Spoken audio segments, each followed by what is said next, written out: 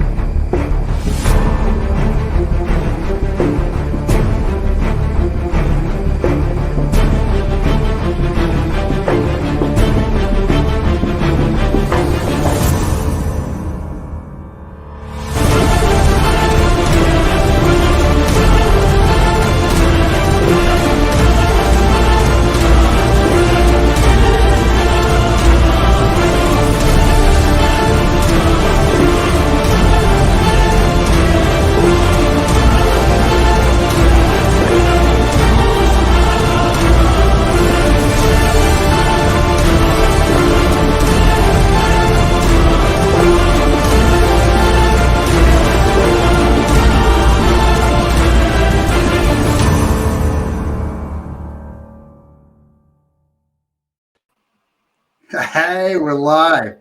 Went a little heavy on the commercials today because I wanted to make sure James had enough time to finish his hair and get in, get ready.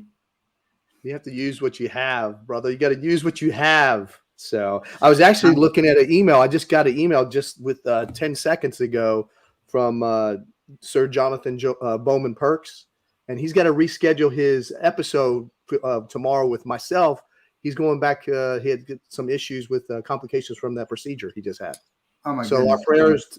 our prayers are with him today. So yeah, thoughts and prayers to Jonathan. Yeah, he's a great gentleman, and hopefully he's doing well. Yes, sir. So sorry to hear that. That was unexpected. That's why I was like sitting here like, whoa, that's the thing about going live and stuff. That's the thing we were talking about it in the green room. Just be real, be genuine, be who you are. So that's what I like about us doing the lives. I mean, we go back and forth whether we should do these recorded. No, but I like it's live, it's raw, it's genuine, and you get some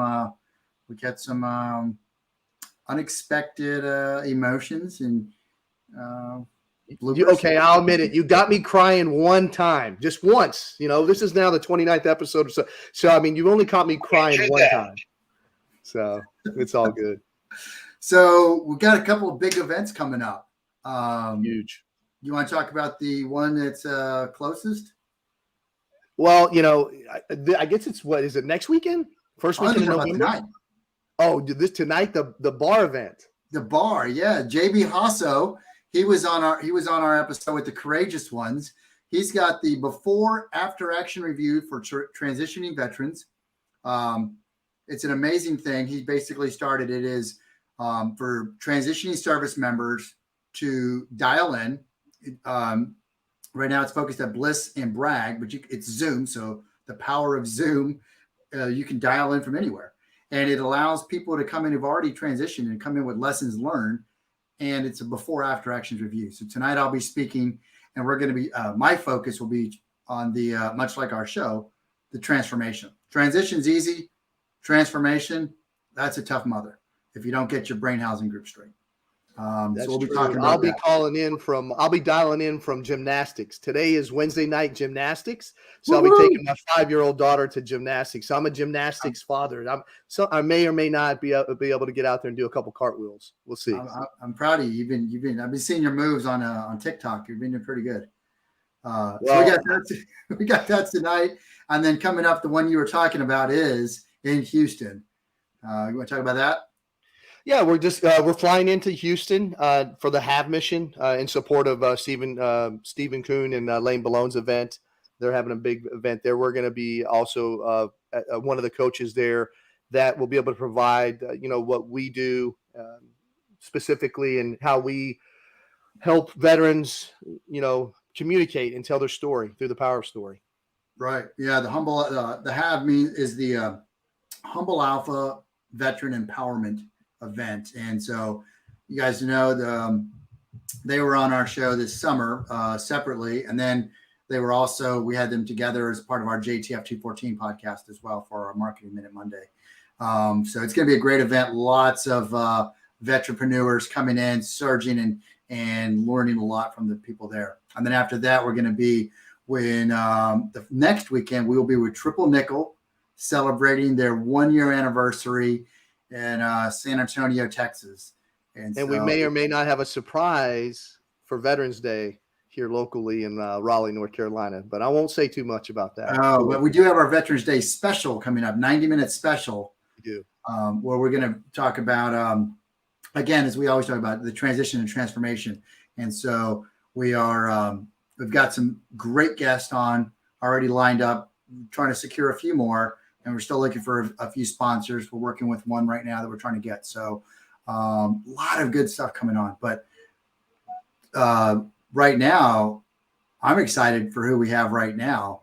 This is huge. I tell you, my Facebook and LinkedIn has been blowing up. It's amazing. Just just the mention of the name and it's the power behind it. And I'm just honored and humbled to be here. Just being able to listen and bring this legend to the lounge is amazing. It's such an opportunity and always giving back. Everyone that we bring in here, it's how do they give back, post service and what they're doing now. And that's what I really love about what the legends that are coming on. This one is huge for me. I even got my hard copy books here ready to go. My first LPD book. I did my Instagram live today. I'm terrible at Instagram, but this was given to me by my Ranger buddy, Stephen Dubuque, and he's still in. He's my best roommate that I ever had, by the way. I think he's our first legend to actually have his own action figure. He one or two. He probably has. I think he has direct connections with Hollywood as well. Oh, well, let's bring him on. Are you ready? I'm ready.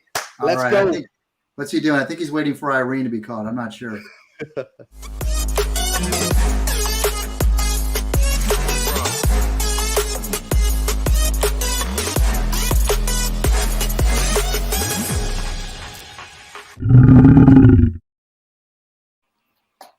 There he is. Why does the screen look like this? Gentlemen, good morning. Oh, man. Good morning. After a reading like that, man, I don't know what to say. Oh, my goodness. What is there to say? We are proud to have you, and we thank Sergeant Major Mike Hall for doing the introduction and getting you on the show. Sergeant Major Hall is such a such a an inspiration and a legend, and just helping the Ranger community every way. So thanks, Sergeant Major. Well, without a doubt. And listen, when we talk about legends, you talk about heroes. The regimental sergeant major kind of eclipses most people, and just to be kind of mentioned in the same breath as a guy like Sergeant Major Mike Hall is. For those that know him, you know what we're talking about. It's pretty heady stuff. So thank you for including me. You're very kind to say that, and just fired up to be here this morning.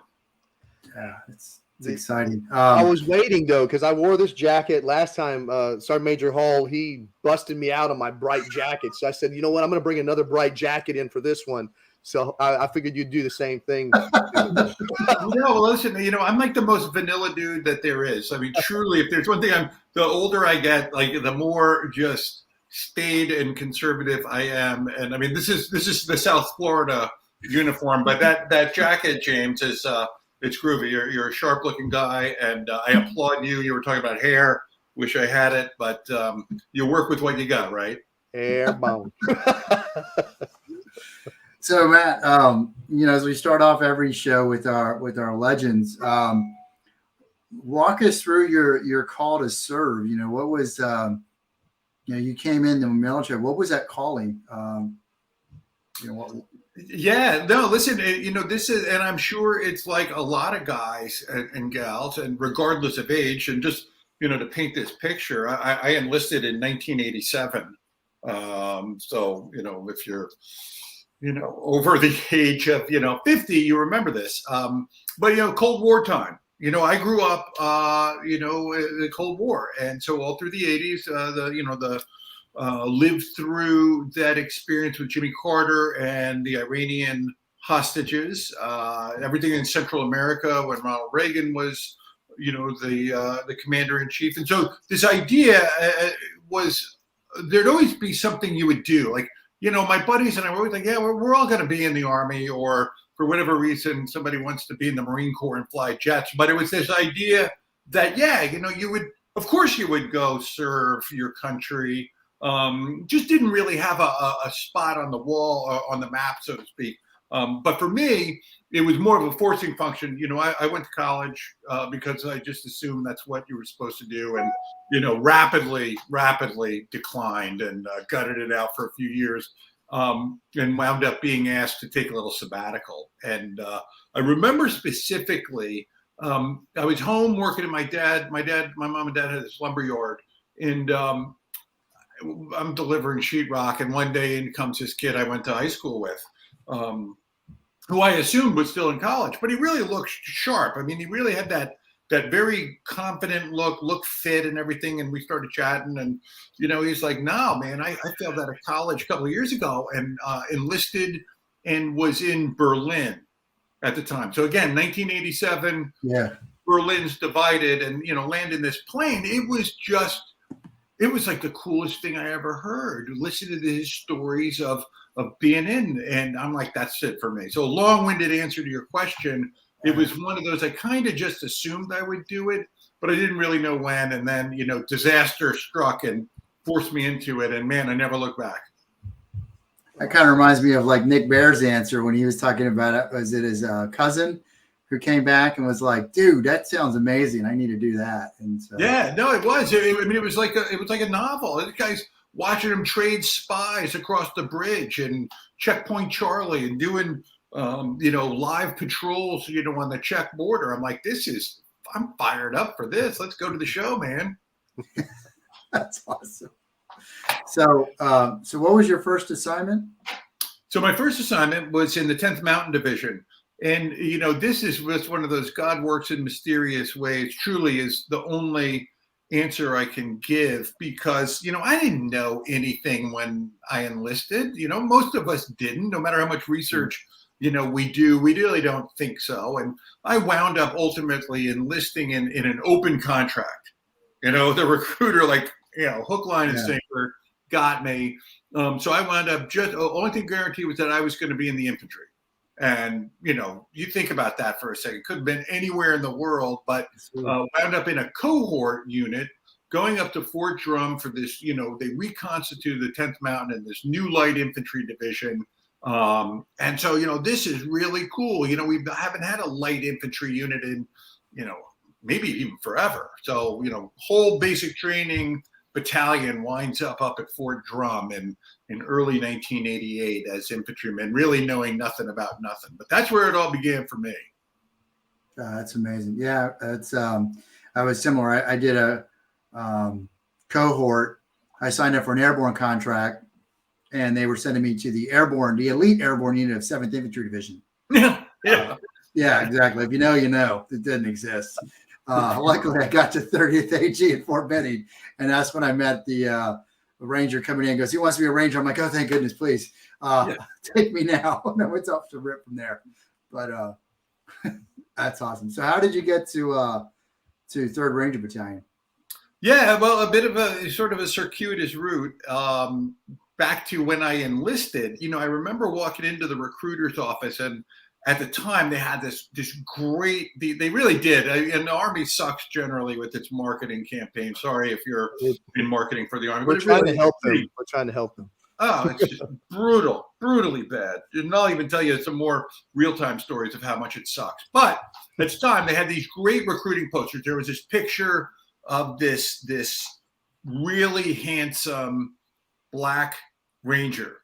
And, I mean, he had, like, the perfect chin, perfect beret, OG 107 top. I mean, just looked absolutely sharp. You're like, that's what I want to be. I remember telling the recruiter, I'm like, that's what I want to do. And he's like, oh, well, you can't do that. Not only you're not Black, but you can't go into, the Rangers. You can't enlist for that. You've got to go to another unit. And then from there you go. But I think you should go in the finance corps, literally. And I'm like, dude, the reason I'm talking to you is because I failed out of college as an econ major. So finance is stupid. Anyway, long story, not so long. I wind up at Drum. And they're looking for people to go to all the Army schools. And so, I wound up, I had to wait a couple of years, to I think you had to be an E4 at the time to go from Drum. But, went to Ranger school and then airborne school, sniper school, SEER school, and I got a couple others, that really, I'm like, I couldn't get enough schooling. And as my enlistment was coming up, that's when, I'm like, hey, man, I'm going to take the plunge and I'll give this time in regiment a shot because I'd be unrequited if I didn't. So I re-enlisted and wound up down at Fort Benning in 3rd Ranger Battalion in early 1992. Sweet. Nice. So Marty, is that when you went in the Army in 89, 92? 92. That's what I thought. The reason why I was saying that, I just wanted to make sure that everyone knew that Marty was old. But in all actuality, I just remember where I was, and that set off, all the chain of events that was going to happen for you in your life, So it's just amazing how things and opportunities just arise, and then things happen. So that is not a truer word spoken, and legitimate. I mean, listen, I'm sure throughout this morning we'll talk about it, but 2 words that have popped up. Well, I guess 3 words that have popped back into my lexicon are luck and opportunity, and they surround us all the time. Like they always do. In the Army, we sort of take it for granted, but out here we forget about it. And somehow you think if you're not engineering your own future and you're kind of failing, it's like that. Well, that's only part of it. Like luck and opportunity surround us all. But anyway, I get ahead of myself. But James, you're spot on, man. It just zig when you should have zagged sometimes. And who knew? I mean, there it happens. No, absolutely. 100%. I like the luck and opportunity. I'll take a lot more opportunity. I mean, a lot of times though, we get so fixated on our, narrow-minded, and we don't see the opportunities that are right there at our, right there to our right and left, and it's just amazing. If you miss it, you miss it. So we all do it. I mean, we all the 3 of us knuckleheads sitting here, do it. We say sometimes we don't, but you. For instance, when you're getting out, whatever, you've got blinders on that are this big, and when you open them up, you really think you're opening them up, but you're only opening up about that big. I mean, you gotta change that rear sight aperture completely, which I still don't really know if that makes any difference whatsoever. You know, when you flip that rear side aperture, I'm like, I think that's just really, yeah. I really do. I'm being completely honest. I'm not sure that really makes any difference whatsoever. I forgot you're supposed to actually aim. Yeah, really. Like, you got to have your eyes open for that. That's kind of like my airborne operations. I all my jumps were at night. I always had my eyes closed every time. I'm with you, man. I do not miss that nonsense one bit. Everyone likes to come up and like, yeah, no, don't you miss it? And I'm like, no, absolutely not. Like, zero. I have no desire at testing fate like that anymore. And you know, I am living proof that gravity does not affect us all the same. And I fall much faster than people, and I land harder. So, you know, there you go. Well, you were blessed with the height, right? You're pretty tall fella, though. I am, and you know, thank the good Lord again. 120-ish, somewhere in there. But again, if I never do it again, that'll be absolutely fine with me. Don't need it. So you were part of the infamous or the famous BlackHawk Down Task Force Ranger. Got you your own action figure, I do believe. That one, you know, that can we get that autograph? That's my question. Well, if you can find them, I don't know if they still are making them or not. That's a great discussion over some some good Kentucky brown water. I mean, look at this likeness on this, though. It's pretty amazing. They're pretty. I do actually. Someone bought one for me right when they first came out, and it's still in perfect condition. I've got it in a box. I'm gonna give it to my daughter, like as a wedding gift, I think, or something. But yeah, it's absurd. It's even more absurd than the movie stuff. But on a scale of 1 to 10, that's about a 12 in absurdity for sure. That's awesome. I love it. Yeah. So with that mission, that was. I mean, can you talk us through that? I mean, we've all seen the movie.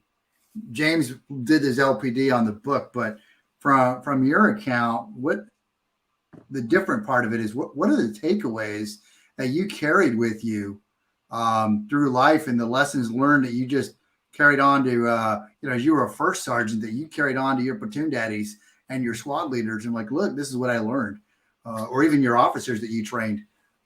Yeah, no, listen, and it's really a great segue, because again, if you've read the book or seen the movie, even, you got a really good idea of the events that take place. And I think of my gut answer to the question, Marty, is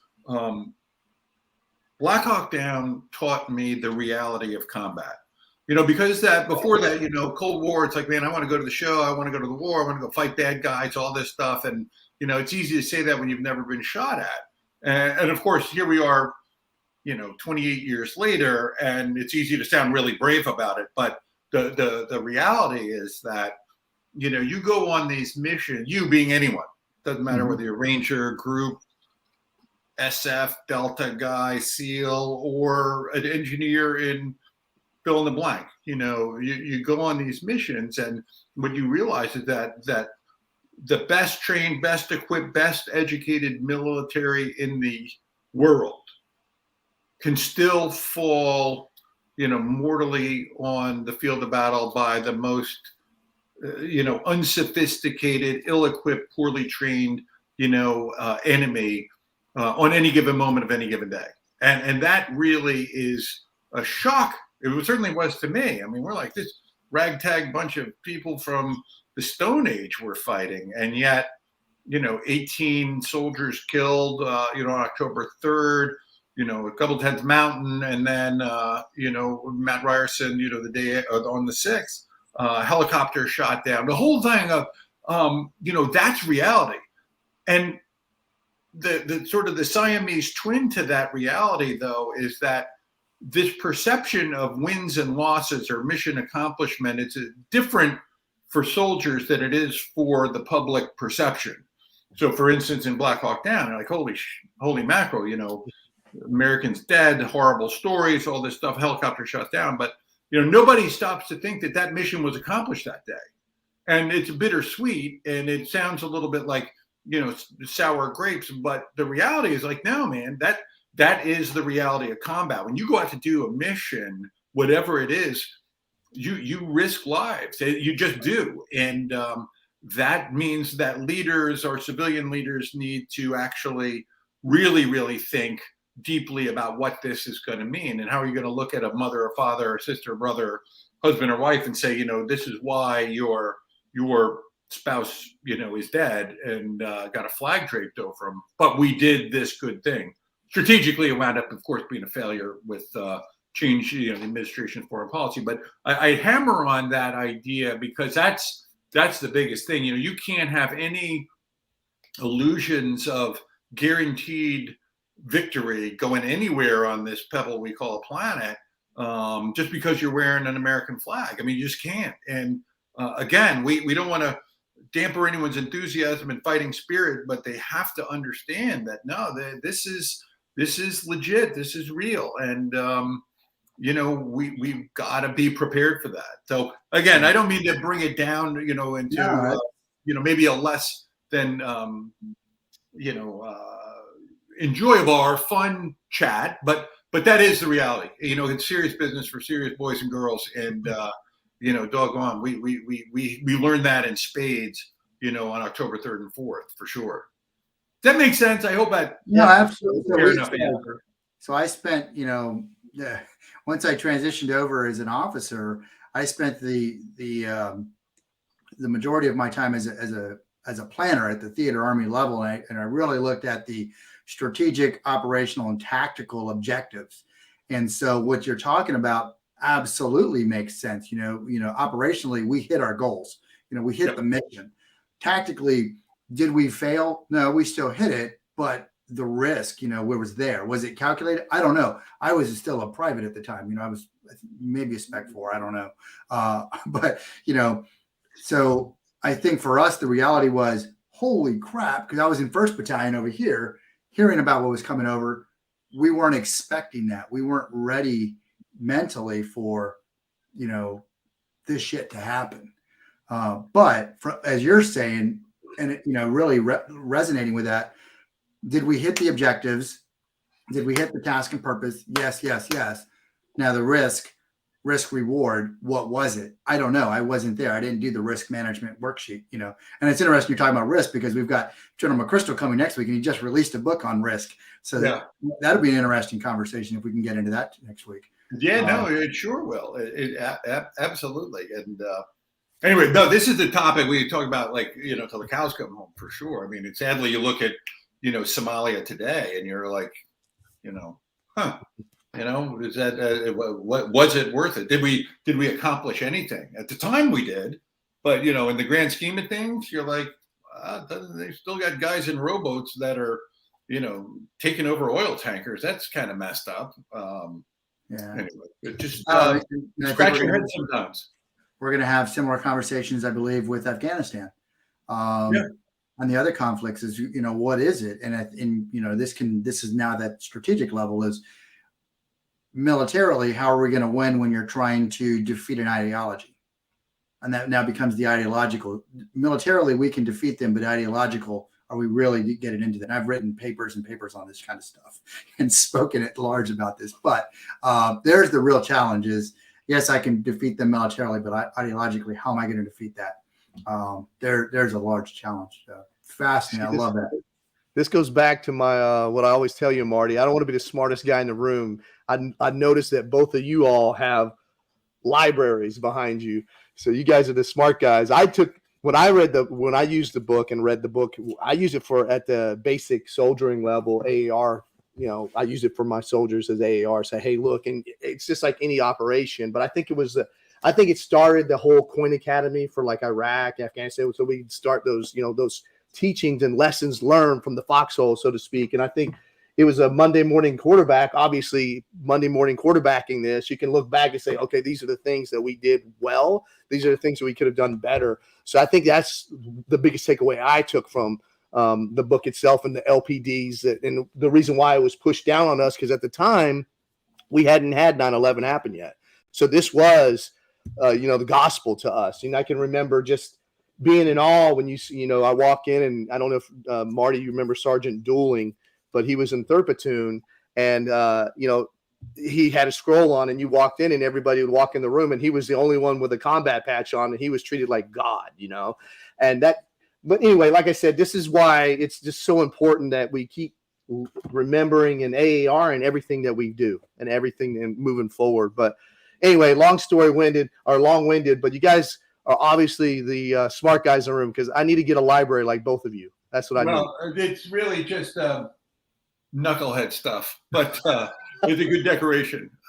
No, James, you bring up a really good point just for a second. And, listen, and I was never professionally a very good reader, though so many of my mentors, you talk about General McChrystal or Mike Kershaw or Sergeant Major Hall, particularly in the Ranger Regiment, were really big readers and always pushed down, you need to be reading. And, did I, other than like 7-8, I didn't read, beyond what we read, Marty, we were talking about, we used to read about the LERPs in Vietnam and stuff, but, to read professionally about our chosen, profession or history or politics or anything, I never did. I'm like, what a dummy, like truly what a dummy. Because out here, you're like, man, you've got to get smart. You got to be smarter than the average bear. And I think, to land this plane on the short runway, what Mark Bowden did with us for BlackHawk Down was he made a very easy to read, book about this real life story. And usually real life stories become very, very complicated. And particularly when you're talking about a military that most people don't understand the nomenclature and the jargon, like he made it read like a novel. And I think that was a big help. So young privates could pick that up, and young lieutenants could say like, oh, wow, man, you can trace along the story, and you do learn. You're like, man, I definitely know what I'm not going to do, if I ever deploy. So I think Bowden did far more great for the military than he ever could have dreamed. And I think Jerry Bruckheimer did the same thing because he gave us a visual now, and you can watch that movie with the kids and the soldiers and at least point out some pretty historically accurate things. You're like, hey man, do you see, this is what urban battle is going to be like. Like it's 3-dimensional. Now you got it. So anyway, I digress. No, it's funny you said that, but because we watched, we had gotten, it was OIF 1. We were doing the initial invasion. We had gotten all the way up to Baghdad. It was about 2 weeks now. We'd already been up there. We were up at Saddam's niece's palace. This is 2nd and 325 82nd Airborne. And I had taken our TPT guys and hooked up their speakers into our my laptop. And we were watching it projecting on the side of the palace where we were at. And I was turning it into an LPD. And then it was funny as we're watching that. And I was like, man, these sound effects are really good. No, we were actually really getting shot at the time. It was like the best, most realistic LPD. I was like, oh shit, open the gates, let's go out. But it was, but it really was. We were taking advantage of, something we had that was, going to keep the soldiers engaged, because again, as you were talking about, we wanted to be the biggest, baddest guys ready to go in, as we always said, training for the Super Bowl and never getting to go. Man, it sucks, but I remember we were at Green Ramp and standing there, and I remember telling the guys, look, we're about to lose our innocence, and not everyone's going to make it home. And so I was a lieutenant. I didn't really know what it meant, but I knew what I was saying, if that makes any sense. I knew what was about to happen, but I wasn't able to fully process what's about to happen. And so, and then once we were forward, we'd already done all the battles, and we, come into Talil and did a Samoa, Diwania, and up in the Ramadi area. And so it was funny watching Blackhawk Down as we're there in Baghdad. So, and get shot at. I mean, it's like a added bonus. Sound effects. We joke about it now, and we all are so brave, but it is pretty funny. So let's do this. Let's cut to commercial, and then let's talk about what you've done now. You retired. You've obviously transitioned and transformed very well. You've got this this amazing book. And you've got a couple of other endeavors. So we'll cut the commercial and we'll do that. And I think James will show the Humble Alphas, so people that are curious about the event that we're doing in Houston, they'll get to know a little bit about the Humble Alphas. So stick with us, and we'll be back in a few minutes.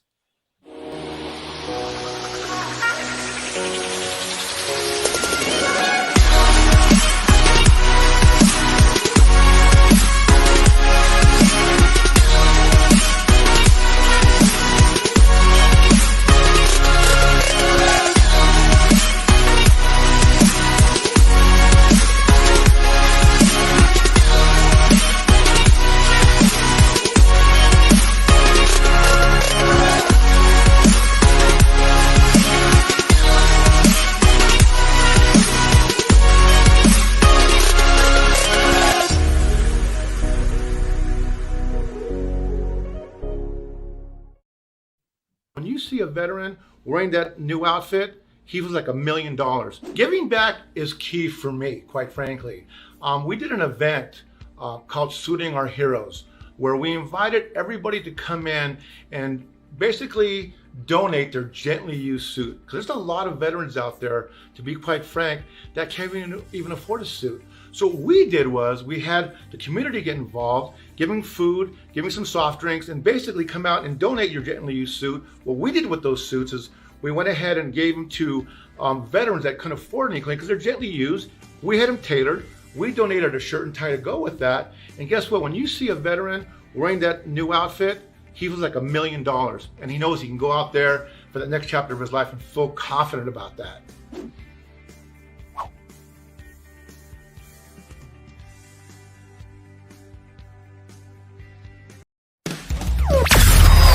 You're watching the Lounge with Legends TV show with your hosts, Marty Martinez and James A. Phelps. You made me big there for a second. I'm sitting here, I'm getting blown up on my phone. They're like, tell him I said hello, Sergeant James Parton. I was with him shortly at the Command and Staff College, and all these people are like pinging me up and making sure that I say hello, that give you let them know that they're watching. Like Casey West is like, hey, my brothers are on there. And so they're blowing it up. Matt, you're just, you're just a legend. You have people that walk in the room and then their presence hits you. You're one of those guys. So, well, listen, man, you let's talk again tomorrow, man. My head's going to explode. No, thank you. And again, you guys know, we, the three of us have been so blessed to have spent time in this amazing organization called the Army, just like, Marines, Navy, and everything. But we worked with and for and led incredible men and women, and far more good than bad, in at least my experience, far more. And they're great. So when you throw some of these names out, and you're like, oh man, that's really cool. That's it really does make your day. So thank you for sharing that, and everything you're saying, I just sort of bounce back at you. I appreciate it. Thank you. I know. Marty's going to probably go on to your other stuff, but I know you did a ROTC instructor stuff as well. So you probably have cadets that reach back out to you, praising you and thanking you for everything too. And vice versa. But it's funny you say that I taught ROTC for a couple of years at Johns Hopkins in Baltimore. And, when you see these kids that are lieutenant colonels, like, whoa, wow, that's amazing. But I remember them all. And, you hope that you gave them at least a nugget or two of something that stuck for, a deployment. And it's always a shot in the arm with those young men and women that are out, still leading kids today. So it's a neat experience. Well, I know personally it is. The NCOs at the ROTC are huge influence on the officers at ROTC. I personally still remember Sergeant First Class Mac, Sergeant McCormick. He was with us down in Texas State now, and he was part of the 82nd contingent that was supposed to do Haiti. I was part of 1st Ranger Battalion that was supposed to do Haiti, and so we would banter back and forth. But the impact that he had on the cadets going forward, as an infantry guy, teaching us the tactics and what we were supposed to be doing and going forward, it was huge, because those officers, my year groups, are what really were the formation of OIF, OEF, and OEFP. So, and that was about your time too. So it was really, so thank you again, even for that, for developing the officers and the NCO Corps. So. Awesome. So let's talk about your book. You've got a couple of them. You've Several. written several. Yeah, man. Where do we start? Let's unpack that. I mean, again, luck and opportunity. I live down here in South Florida, and it's kind of a cool story. And I know I don't want to take up all the time, but moved down here 2014, and as the story goes, I met a guy named Tim Malloy down here, and I promise this will all come to a head. Tim was a career journalist, New York, LA, Miami, and then wound up finishing here. And we had literally bumped into each other and were chatting. And Tim had gone to Afghanistan and Iraq as a journalist, literally with a camera and a microphone, at least a dozen times. Like he went over, in the first, like literally with the first wave in Afghanistan and then in Iraq. So T knew this stuff, and he's like, "Hey, Matt, let's go to Afghanistan and do a show." And I'm like, "What? What do you mean?" Well, we wound up, Tim, a cameraman, and I went to Afghanistan in 2018 to do a short documentary about battlefield medicine. That was going to be the plan, and we were going to compare it to Somalia in 1993. Anyway, it just so happens that Tim, who lives down here, he lives on the island of Palm Beach, and James Patterson are very good friends and had done some work together. So Tim says to me, "Hey, I think before we go, we should sit down with Jim Patterson and just talk to him about storytelling." And you're like, "Yeah, that happens every day." So sure enough, we did. The three of us went out to lunch, sat down, we went out for some drinks, and we were chatting. And he was just a really neat guy. You talk about a person who walks into a room and just makes you feel comfortable. James Patterson is that kind of a guy. And so we got to know each other, and he looked at our documentary, and then he said, "Hey, man," called me up out of the blue. He said, "Matt, what do you think about doing a book of stories about soldiers?" And when the best-selling author in the world says, "What do you think?" you just say yes. You're like, absolutely. I know this. It's like, standing in front of the RCO or the RSM or whatever. You're like, "Yep, Roger, that'll work." And so that's what we did. And we started that project in late 2018. And I would do the interviews of soldiers, sailors, airmen, and Marine, and then transcribe them and then bring them over to Jim, and Jim would look through and he'd figure out the stories he wanted to tell, and he would start working his magic. So that book that you very generously been showing, Walk My Combat Boots, came out in February of 2021. And we were very blessed that it made it up to #1 on the New York Times. So we're really, really proud of that book. And most importantly about it is that we could introduce these men and women, to the world, and particularly to the United States. But, as Jim would often say, it's like, now when you thank somebody for their service, you'll know why. And the short answer, not that we're the only book in town that the soldier stories, because we need more of them. But with a guy named, with a Patterson name on the label, more people are probably going to read it. So we were really, really proud of it, very thankful for it, and love sharing these stories with everybody. And I hope you guys, enjoyed it. Again, you talk about a built-in LPD. Now you have this opportunity. We got it up to West Point, sent it to all the service academies. Now, these future leaders can at least learn a little more about, one, what they're getting into, and two, the kinds of people they're going to be working with and situations that they're going to have to deal with. So that's my spiel. Sorry. Well, Marty doesn't know that I'm going to do this, but I volunteer Lounge with Legends, Marty, the Moac Martinez, and me. If you ever want to write a book, and we're in, we're in with you. I'll sold. But it's the good thing about the book that I love, and I was not aware of this when I read the book, is these are real people. And we, the focus even on the beginning was, hey, be real. On page 323, I've got one of my mentors, Andy Wines from Wisconsin. Yeah. He is in the book. I was sitting here a few years ago. He mentored me with my former business that I had.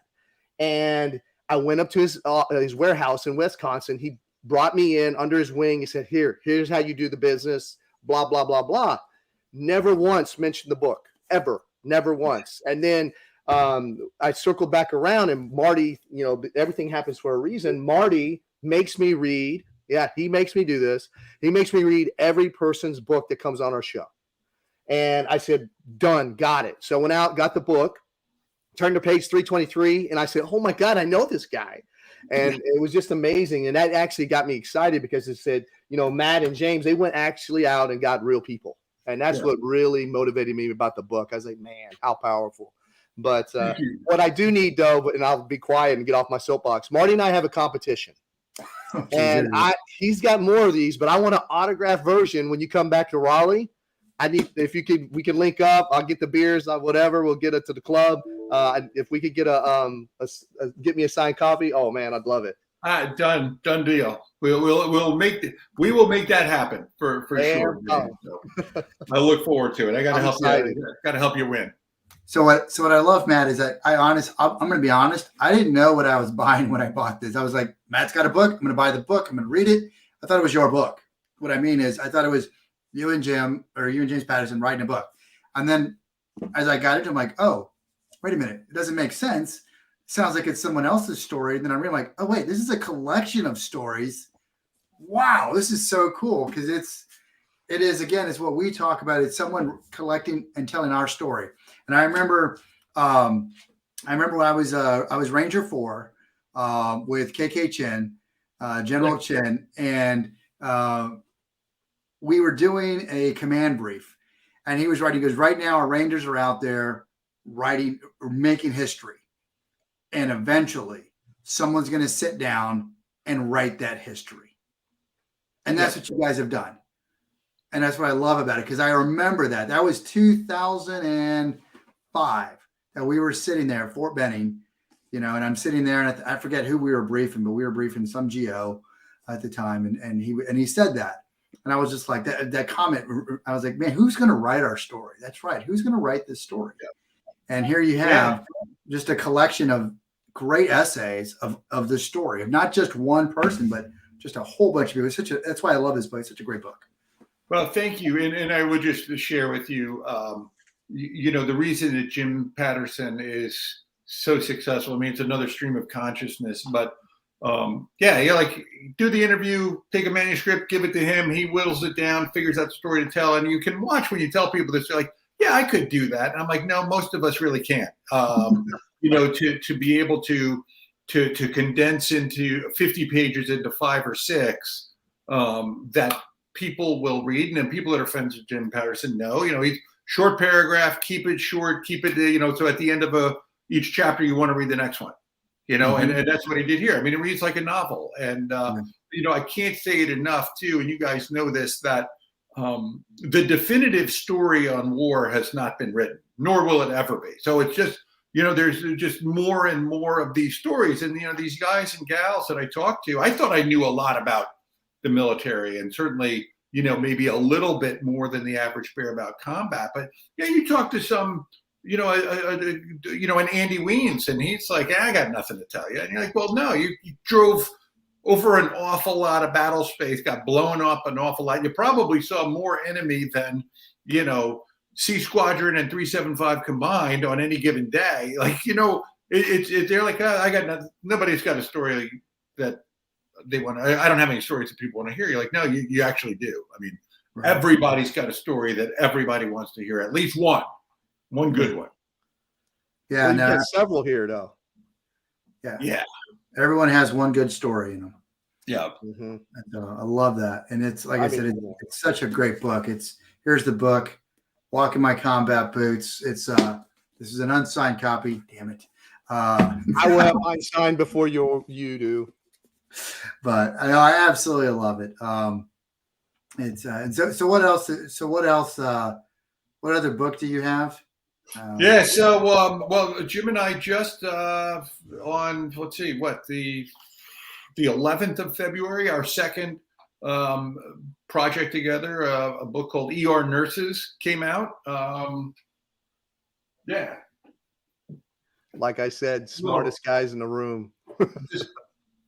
ER Nurses, similar format, but basically those stories of these men and women that serve us in our emergency rooms, put us all back together. Just came out, been very well received, and we're super proud of this too, because again, these are American heroes as well. These are the men and women that are doing it every day, and to quote Jim, much like he said about soldiers, he's like, now the people that are the part of that DNA of our communities, and it starts at that emergency room. They do amazing things that we can't even comprehend day in and day out. And you guys will get a kick out of this. I realized as I was doing these interviews, it's basically like they're, deployed for their entire career. Every day is trauma. Every day is a mass cal. Every day is, our worst day, and they do it day. I mean, remarkable men and women. Don't read it just for me. Read it because they're heroes, and we need more men and women that are, again, like we talked about. You read these books about Vietnam, you want to be a LRP, and so you join the Rangers. Read this book so you'll get hooked into the medical community, because man, we're at a shortage and we need them. So that's a little plug for our medics that live among us. I love it. That's you just added another book to my that Marty's going to assign to me to read. I already know. Yeah, so there you have two.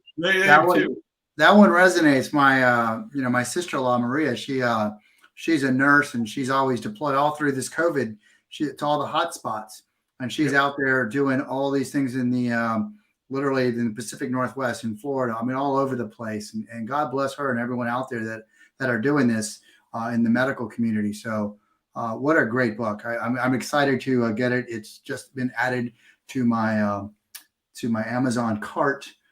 Sorry, honey. My wife says I have too many books. But my wife's starting to say the same thing now, finally.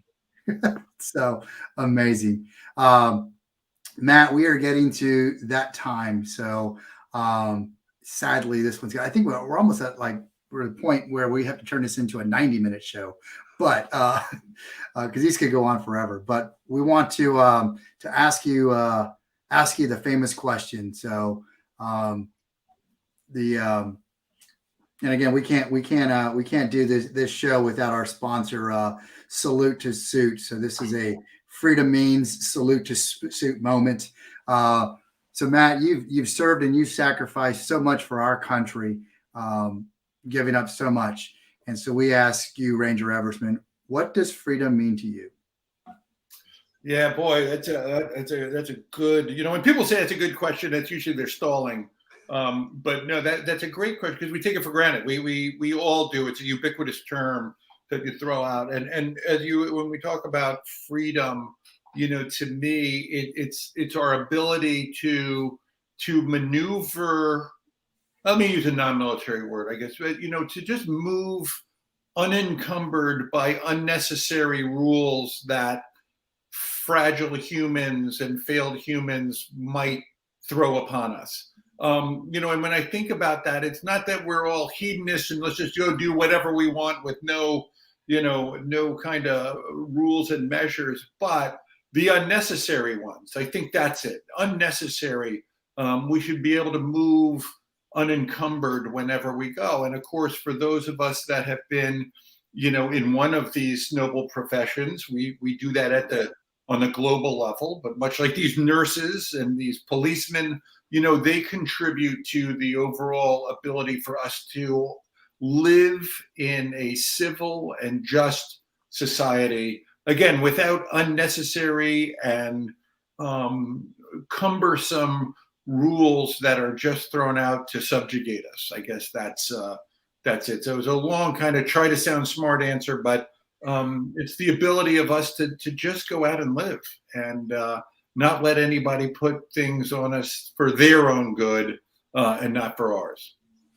I love it. That's and again, James and I, we get a kick out of all the answers because there's everyone's got such a unique answer. You know, it's there was a fear that it was going to be freedom means I can do whatever I want. Right. No, nobody's answered it that way. It's everyone's got such a cool answer. So I appreciate it. And I know James and I appreciate you being our legend this week and what you're doing, man. You've been an idol for so many people that we've looked at, that so many have looked up to you. So thanks for the impact that you've had, sir. Well, thank you all. And again, you're generous with that word, kind to include me and in such company. And again, to know that you've got a General McChrystal and a Mike Hall, in your lineup is always, it's pretty heady stuff to be included. So thank you for that, man. And I appreciate your kind words about the book and certainly for the Salute to Suit sponsor. What a motivating ad that was for a great guy that's clearly given back to the greater good. So thanks for all that. Thank you, sir. And we'll put you in the green room and we'll talk to you right after this show ends. But thank you again, Matt. Awesome. Have a great one. James, wow. I knew it was going to be epic. I mean, the man's got his own. We didn't even get a chance to talk about the, Eversmann advisory, the company, the action seminars, the fusion leaderships, all those things that he does as well. So make sure we'll have it in the chats. Make sure you check out Eversmann's advisory because he does a lot of great leadership development things. We'll have him back on. Maybe we can get him on for our Veterans Day special. Absolutely. And plus, I got to get him up here to Raleigh so I can get this autographed book next time he's here to watch some NC State go Pack. You may be asking him, and you may see like another book being handed to you. It's fine. I'll take it. Just leaving legacies behind. These are amazing. These are amazing books, man. So next week we've got the man, another Ranger coming in. Got General McChrystal coming in. He's got his new book out. I'm still getting through it. I've got not getting through it, but I'm still enjoying it. I know I've got earmarks, highlighting everything. His Team of Teams book. I used that one to get to help get me as a more productive knowledge management officer when I was deployed. And so risk is proving one of those I wish I would have had when I was an officer, still on active duty. But so we've got him coming in next week. It's going to be an absolute amazing episode.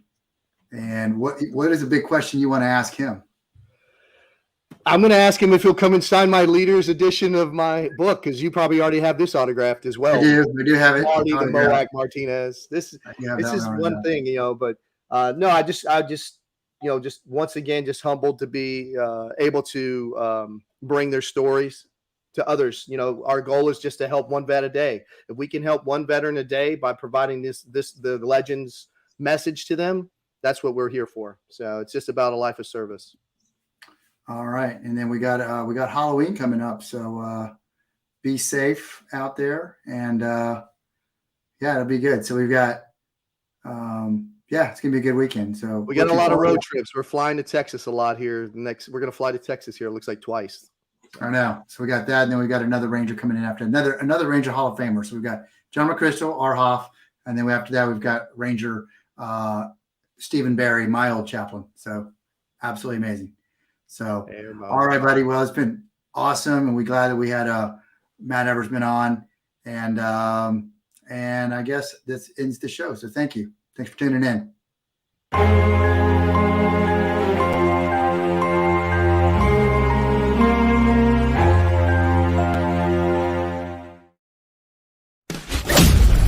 You've been watching the Lounge with Legends show on E360 TV, countering the narrative that veterans are all broken misfit toys.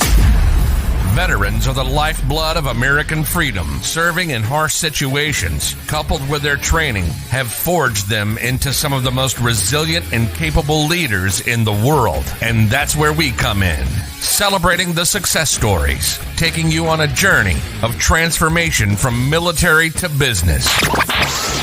We hope you enjoyed the show, and we'll be back soon. But find us on Facebook at Lounge with Legend or at JTF214. Till next time.